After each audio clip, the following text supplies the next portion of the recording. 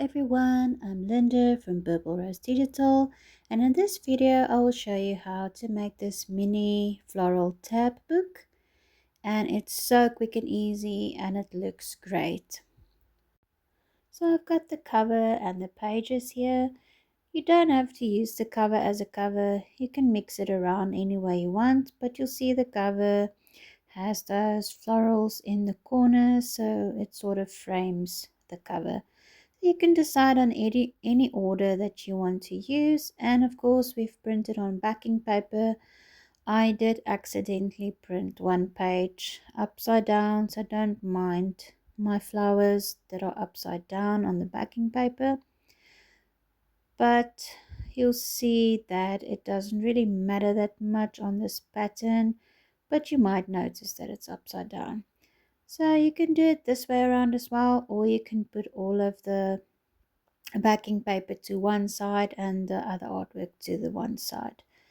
And I've chosen these dark tabs that I'm going to work with today.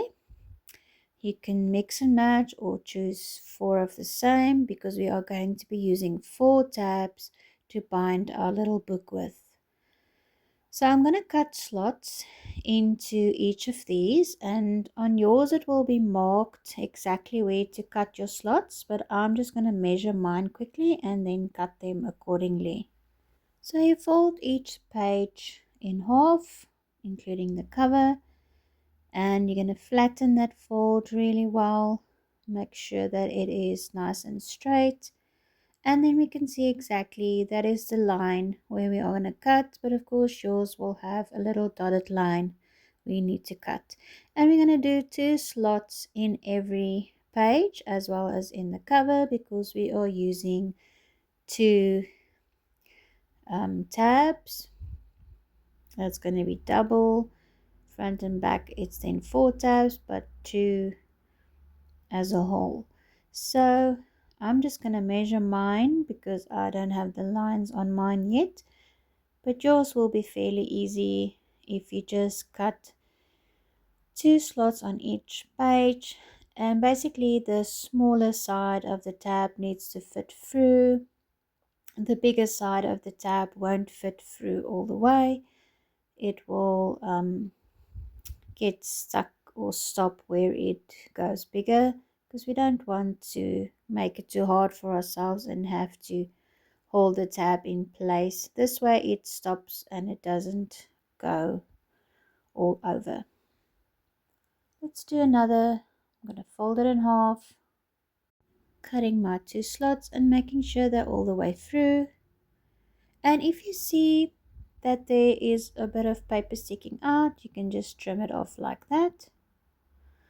It will typically happen because we've just cut a part of a paper open where it's still attached to other parts and it's sort of pulling out on the one side. So just trim all of them off and make sure it looks nice and neat, and you don't have those parts of the paper in your way when you are going to fold the tabs over. So we've got all our pages ready, and we are going to decide on the order that we want them in. I'm going to use the cover as the cover. I'm not going to change that around, and I'm just going to sort of go dark, light, alternating that, and you just tuck them all inside of each other. They will stick out a bit in the front. If you want to trim that a bit, you can do that. I actually don't mind it on this particular design. It sort of creates a little cascade of the pages in the front and the back. So we're going to tuck in 2 tabs per slot, and you can decide if you want the wider part in the front or in the back. I'm doing the wider part in the back, so this will be the center of my booklet. And you simply fold them open once you've tucked them in. Just try and make sure everything stays centered. Fold them flat, and you can flatten them with a bone folder or just using your hands, and make sure they are lying flat, one to one side, one to the other side, sort of like a little butterfly. You can see how they will go in and they are pressed flat. And we're going to do 2 more tabs on the other side. Of course, you can mix and match. You don't have to have the same tabs. If you want to make it really junk journally with mix and match items, you can completely mix it up. But I've chosen the 4 that has that dark background with the little flowers.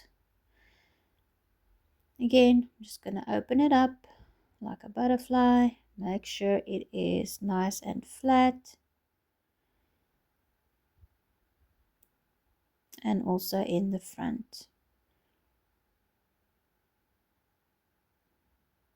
I'm just going to pull it a bit so that they are aligned, because it seems like one side is a bit lower than the other. There we go. And now we are simply going to glue it in place. It's really easy. We are almost done with this little booklet. We just glue each tab in place. And if you want to check halfway through that your book is still closing, you can do that. Gently close it and press down on the tabs. Now glue the inside. Glue each tab to one side and let it dry properly as well. Now gently fold your booklet closed so that you can see that it is not too stiff or anything, but it should go pretty easy. And you might notice I've done a bit of inking around the edges with the red ink, but that's optional. You don't have to do that, but it does give a nice finished look to your project. And I'm just going to carry on and decorate with these beautiful floral fussy cuts. And of course, we've got a bunch of label options. You can choose one, or you can that's already got text on it, or you can choose a blank one and write your own text on it that suits the purpose of your project. I'm just going to use some leftover cardstock to lift up my label because my sponge tape is finished. So I'm just going to roll up a piece of cardstock, glue it together, and then glue it onto my label and glue my label onto my book. I'm going to do a bit more decoration in the front. Of course, you can add lace or anything like that that you want to add. I didn't do that today. I've kept it pretty basic just so you can see the basics of this little mini book. So I'm just going to carry on and add some florals on a lot of the pages. I'm choosing to add them to the backing page side of each. You don't have to do that. Of course, you can do it however you want. You can add your own elements you have at home.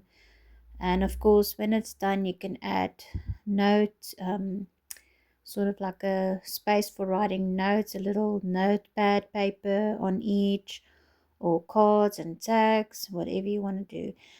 I'm going to add some of these leftover tabs to the top of some of the pages. I think that will look really cute. I'm just going to do 3 of them. Of course, you don't have to do this, or you can do them on the sides. You can add more if you want to do one for each page. I'm just going to do 3, and that looks really good.